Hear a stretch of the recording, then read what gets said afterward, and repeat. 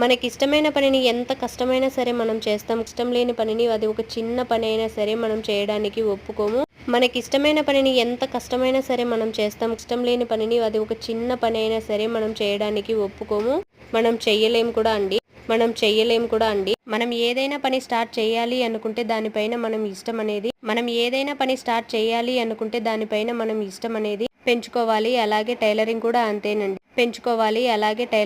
అంతేనండి. స్టార్ట్ చేసినప్పుడు చాలా కష్టంగా అనిపిస్తుంది కానీ దానిపైనే మనం ఎక్కువ ఇంట్రెస్ట్ దానిపైన ఎక్కువ శ్రద్ధగా ఉన్నామంటే మనకు ఎంత కష్టమైన పనైనా సరే చాలా ఈజీ అయిపోతుంది. అలాగే నేను కూడా అంతేనండి. స్టార్టింగ్ లో టైలరింగ్ నేర్చుకోవడానికి చాలా